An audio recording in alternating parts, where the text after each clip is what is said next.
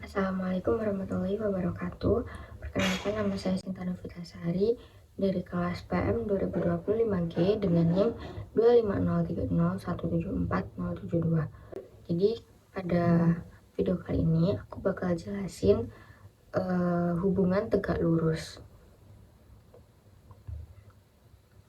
Yang pertama, kita akan membuktikan teorema 7.8 yang berbunyi melalui sebuah titik pada sebuah garis ada satu dan hanya satu bidang yang tegak lurus garis tersebut.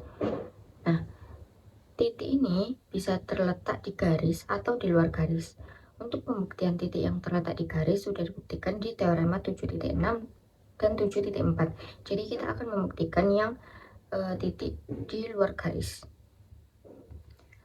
Bentuk satu dan hanya satu itu membutuhkan dua bukti. Bukti yang pertama itu bukti kewujudan. Jadi melalui sebuah titik di luar sebuah garis ada bidang yang tegak lurus ke garis itu. Diketahui garis G dan titik P di mana P tidak terletak di G. Contohnya seperti ini. Kemudian buktikan melalui titik P pada bidang A yang tegak lurus G. Buktinya yang pertama, buat garis H melalui titik P sedemikian hingga G sejajar terhadap H. Seperti ini. Kemudian buat garis L sedemikian hingga L tegak lurus terhadap H. Seperti ini. Kemudian langkah yang ketiga,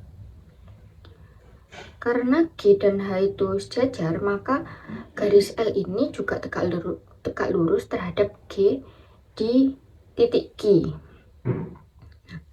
Kemudian buat garis I melalui Q dan tegak lurus terhadap G. Seperti ini. Garis L dan I berpotongan di Q, membentuk satu bidang. Sebut saja bidang A. Karena bidang A memuat garis L dan I yang keduanya tegak lurus terhadap G, maka bidang A tegak lurus terhadap garis G. Jadi bukti kewujudan ini terbukti.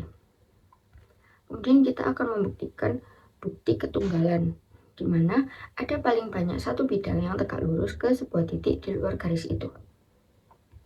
Diketahui garis G dan titik P di mana P tidak terletak di G. Seperti ini. Buktikan ada paling banyak satu bidang yang tegak lurus ke L melalui G. Nah, kita pakai gambar yang sebelumnya. Lalu kita pakai bukti tidak langsung. Andaikan ada dua bidang yaitu A dan B, keduanya memuat P dan tegak lurus terhadap G. Kira-kira gambarnya seperti ini. Kemudian langkah selanjutnya, berdasarkan teorema 7.5 yang berbunyi, jika garis dan bidang saling tegak lurus, maka bidang itu memuat garis yang tegak lurus dengan garis itu di titik potongnya dengan bidang tersebut. Maka kedua bidang A dan B memuat garis L dan I, karena bidang A dan B ini tegak lurus terhadap G pengandaiannya. Kemudian langkah selanjutnya, berdasarkan teorema 2.4, yaitu melalui dua garis berpotongan ada tepat satu bidang yang memuat kedua garis tersebut, maka bisa disimpulkan A itu sama dengan B.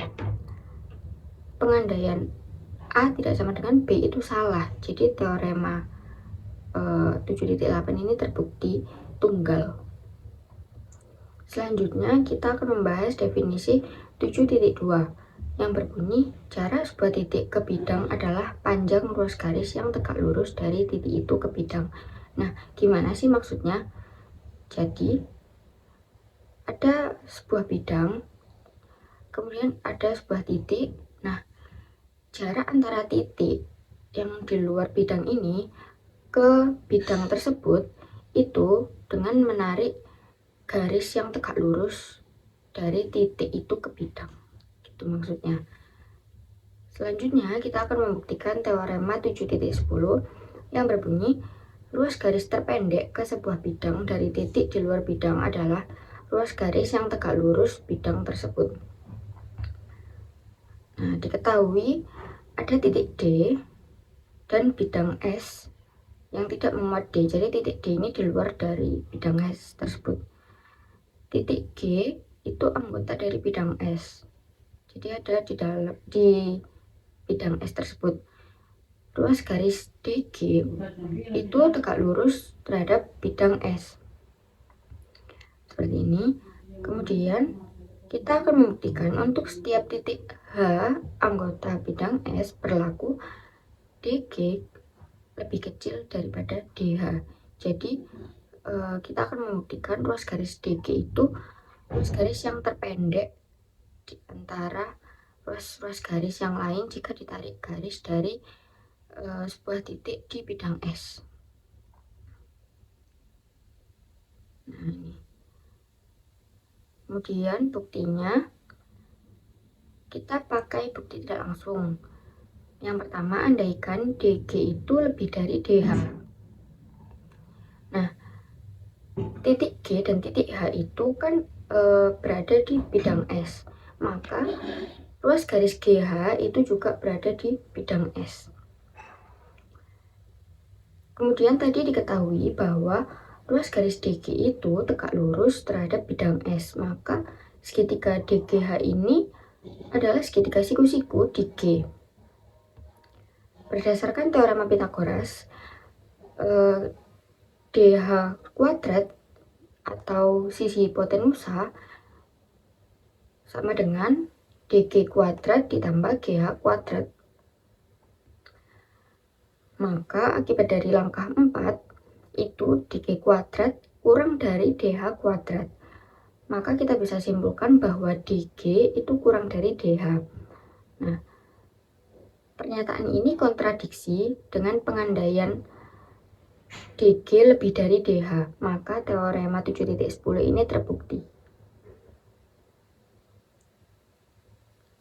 Sekian, terima kasih. Itu saja yang bisa aku sampaikan. Sampai ketemu di video selanjutnya. Bye-bye.